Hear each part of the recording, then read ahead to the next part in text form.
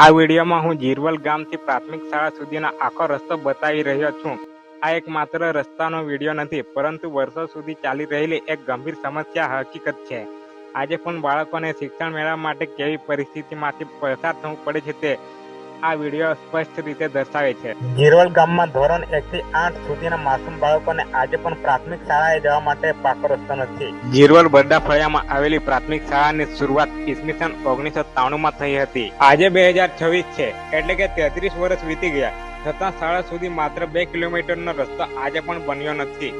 વિચાર કરો, માત્ર 6 વર્ષનું નાનું બાળક એક હાથમાં દફતર અને બીજા હાથમાં છત્રી લઈને કાદવ, ખાડા અને પથ્થરો ભરેલો રસ્તે કેવી રીતે શાળાએ પહોંચે? ચોમાસામાં તો પરિસ્થિતિ વધુ ગંભીર બની જાય છે. ઈસવીસન 2004માં હું પોતે પણ આ જ કાદવવાળા રસ્તેથી પસાર થઈને શાળાએ જતો હતો. આજે 2026માં પણ બાળકોને એ જ મુશ્કેલીનો સામનો કરવો પડે છે.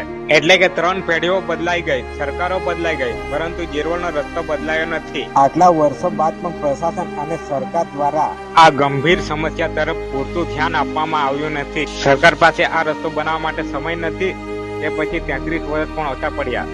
હજુ કેટલા વર્ષ રાહ જોવી પડશે? જીરવલના બાળકોને પણ સુરક્ષિત રસ્તો મળવો એ તેમનો અધિકાર છે. હવે સરકાર જવાબ આપો. બાળકો દેશનું ભવિષ્ય કહેવાય છે.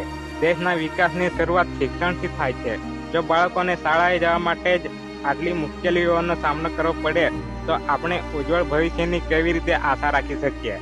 વિચાર કરો કે જો કોઈ બાળક દરરોજ શાળાએ પહોંચતા પહેલા જ થાકી જાય છે, પડી જાય અથવા ભય અનુભવે તો તે ભણવામાં સંપૂર્ણ ધ્યાન કેવી રીતે આપી શકશે?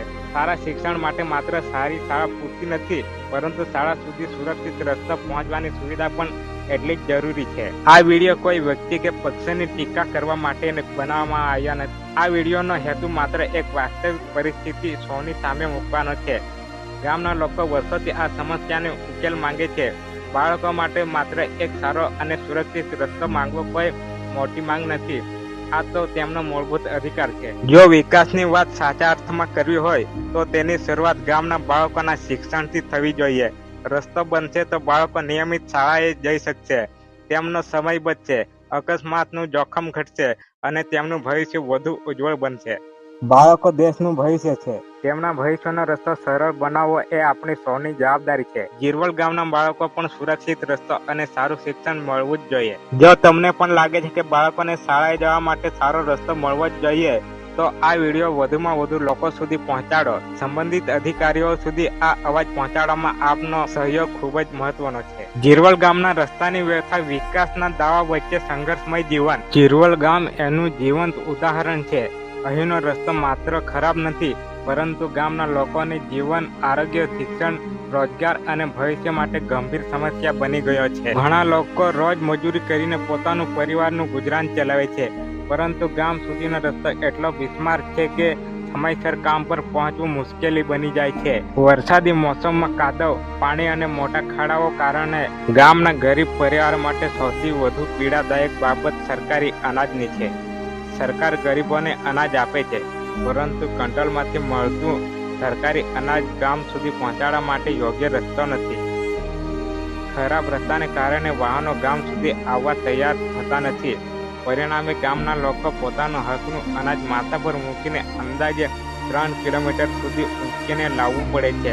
ઉનાળાની ગરમી હોય કે વરસાદની મોસમ, મહિલાઓ, વૃદ્ધો અને યુવાનો આ ભારે બોજ લઈને લાંબુ અંતર કાપે છે. એક તરફ સરકાર ગરીબોની કલ્યાણની વાત કરે છે, બીજી તરફ ગરીબોના પોતાના હકનું અનાજ મેળવવા માટે આટલી કઠિન પરિસ્થિતિમાંથી પસાર થવું પડે છે. આ સમસ્યા માત્ર અનાજ સુધી મર્યાદિત નથી.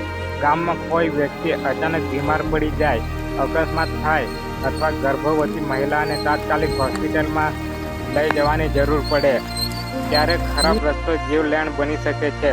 એમ્બ્યુલન્સ ગામ સુધી પહોંચી શકતી નથી અથવા ખૂબ મોડેથી પહોંચે છે. દર્દી આટલા 4 પાઈ અથવા અન્ય સ્થાનિક સાધનો દ્વારા ગામની લઈ જવાની ફરજ પડે છે.